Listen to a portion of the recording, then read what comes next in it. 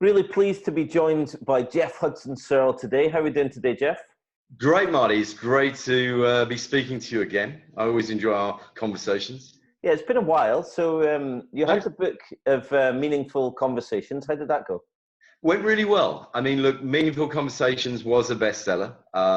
We covered really some of the biggest topics, which I think are still impeding in today's business environment. So we talked about strategy. We talked about communications. We talked about life growth and business growth. And all of these are intertwined. They're all interconnected. There's all strands between each and every subject. So 52 subjects. Yeah, I think the feedback I've been receiving today, and certainly with the Amazon reviews, have been incredibly positive. So yeah, I'm really happy about the way that's gone. But more importantly, I think it's about the way the message is being conveyed, the way the message has been received, and more importantly, it's whether people have actually taken some of those tips, advice, and the research that backs a lot of that information, and whether they've actually applied it into their own life. I mean, technology is in the empowerment of technology and the things like privacy now, which we never had when I started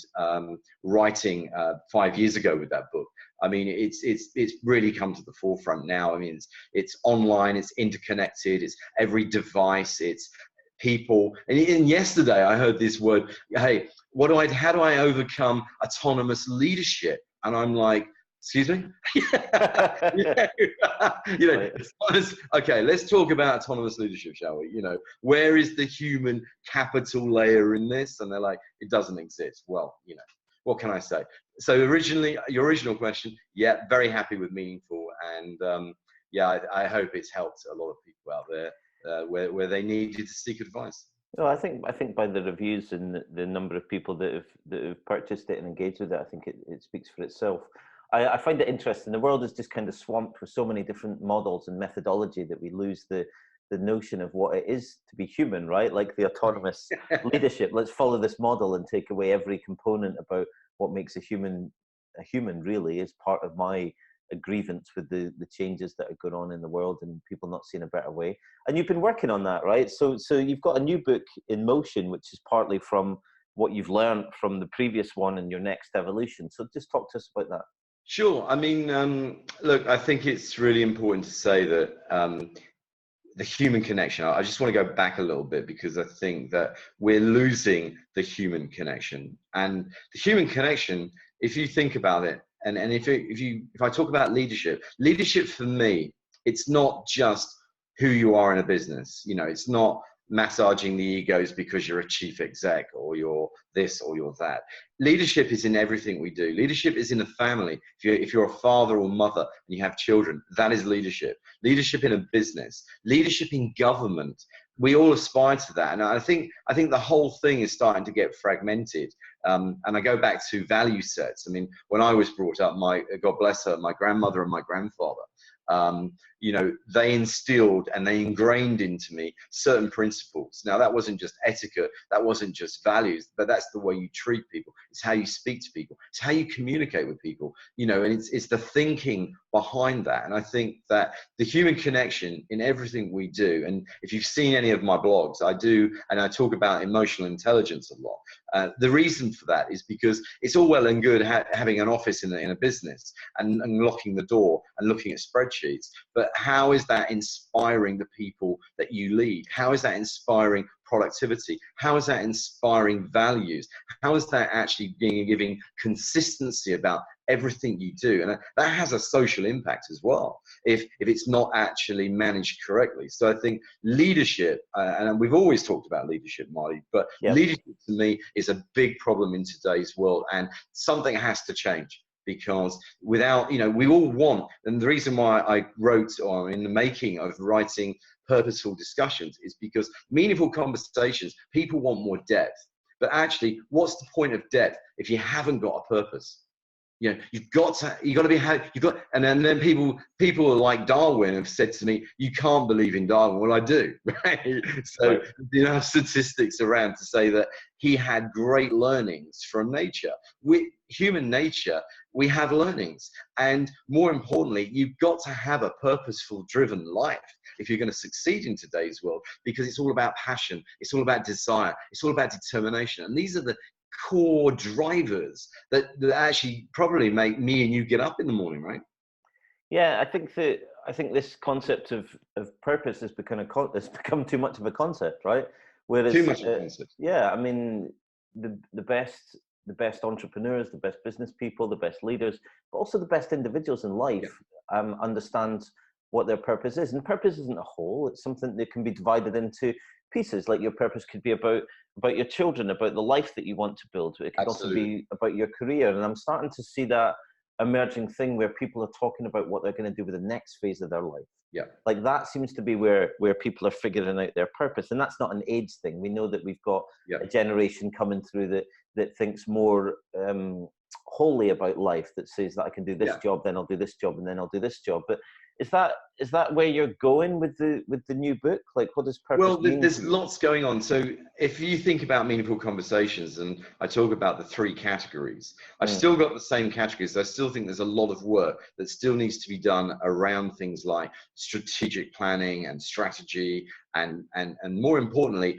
we seem to have lost planning. You know, I've talked before about the way the Japanese view things. And if you look at the Vision Man, you know, you talk about some of the things that they've acquired, you know, by writing checks, like Arm Holdings as an example.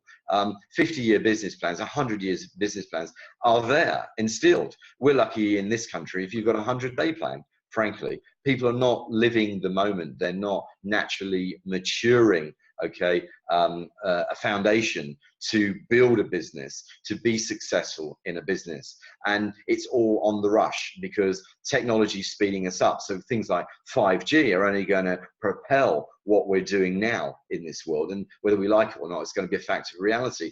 Relationships are going to be further distilled, you know, whether that's wife, husband, children, whether that's going to actually be business peers and global relationships in business, and whether it's geopolitical, whether it's in government. So, you know, I'm back to the human factor again, because human and that human connection, you've got to have, how advanced we go with technology is fine, but you've got to have the human layer. It's got to be integrated, and you've got to have human adoption in what we do in order to go from meaningful to something that's got a lot more depth and purposeful. So my book addresses what goes a lot more deeper than meaningful conversations, because I think people need to learn. They need to get that message.